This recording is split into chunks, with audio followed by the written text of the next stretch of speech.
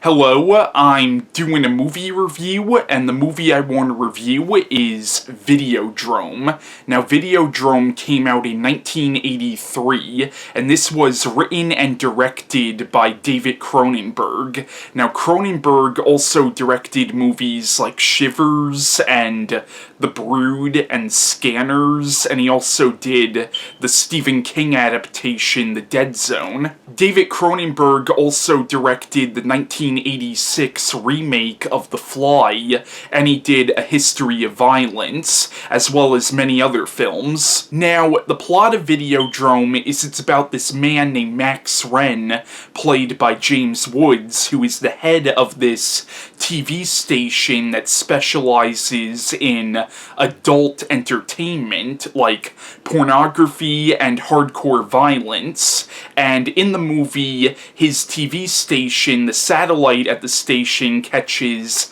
this signal of something called Videodrome, and he watches it, and basically all Videodrome is somebody being tortured and murdered, and he's completely blown away by this. Like, he thinks this is gonna be the next big thing, but he soon learns that Videodrome is actually real. Like, that's actually somebody being killed on camera. It turns out these are snuff films that he is seeing. And it turns out that Videodrome is sending out signals that is causing him to hallucinate, and as the film goes on, the hallucinations get progressively worse and worse until the line between reality and fantasy pretty much obliterates, and pretty much Max Renn's entire reality becomes video hallucination. And it turns out that the people behind Videodrome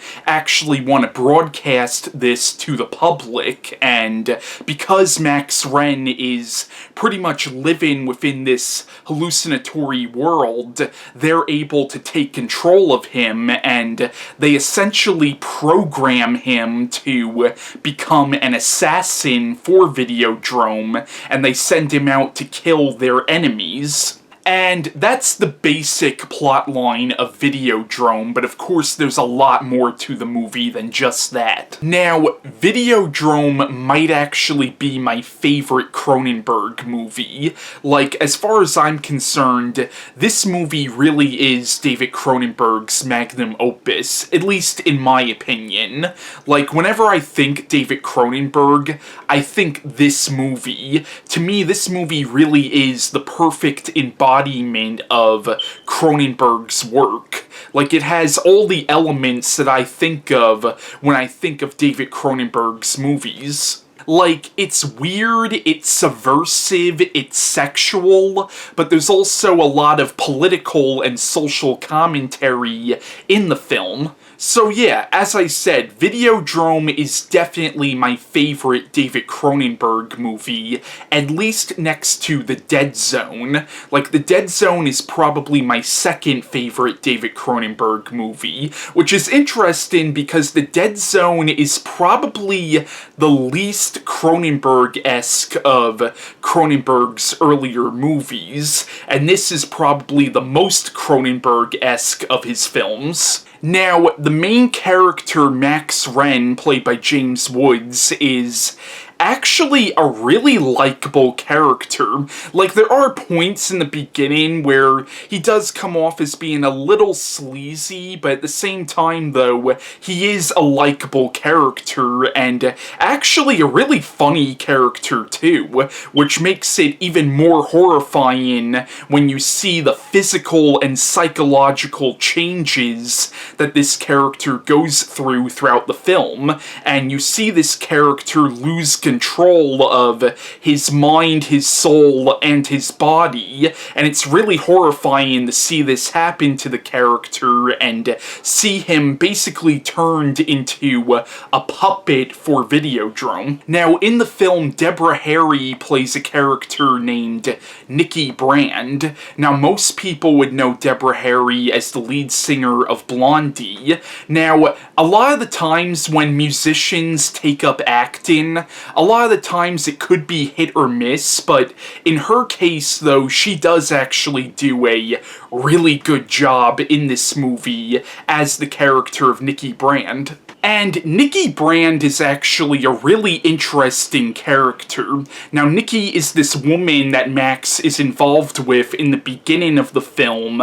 Like, it's kind of a romantic relationship, but really it's more of a sexual relationship than anything, and she ends up disappearing towards the beginning of the movie, but Max is constantly seeing her in his hallucinations. Like, in his hallucinations, Nikki comes to him almost as a phantom. Now, while Videodrome is a great horror film, it also very much works as a social commentary. Like, in this film, there's a lot of commentary on the media and media manipulation and the idea that the media really wants to control the public. It's also a commentary on television and how television affects people, and it's a commentary on the home video market, which, at the time this movie came out, home video was a relatively new thing at this time.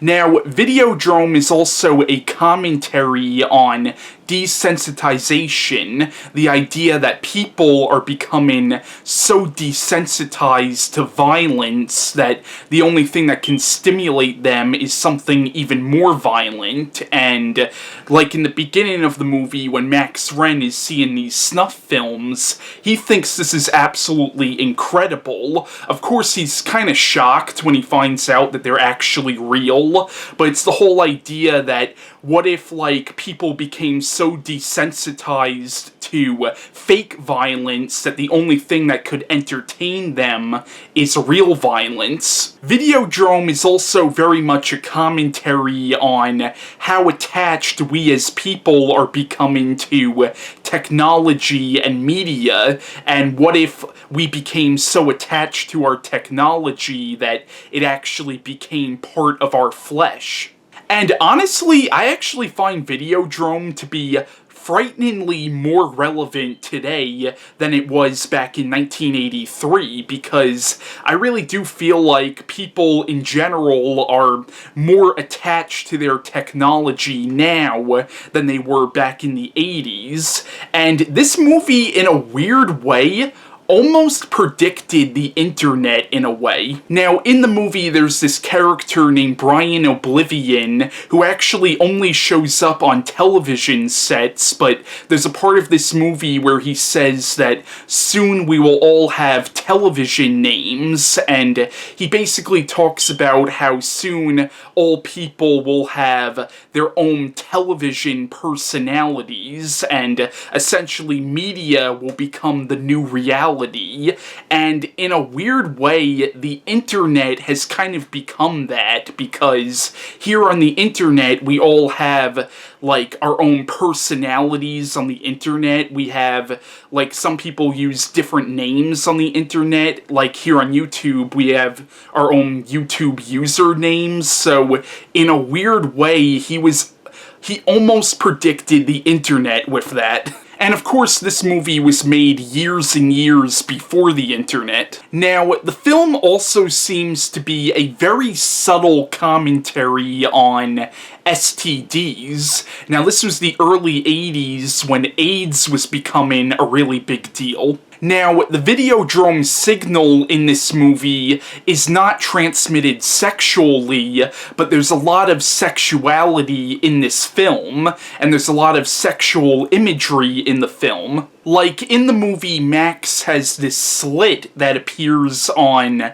his stomach that is essentially supposed to look like a vagina, and in the movie there's a scene where Max's hand actually grows to his gun, and his hand essentially becomes a gun, and I don't think it's any accident that his gun hand does kind of resemble a penis. But yeah, Videodrome I think is an absolutely brilliant movie, and as far as I'm concerned, this is David Cronenberg's best work, at least in my opinion. opinion, but I would definitely recommend Videodrome. This is a really, really good horror film.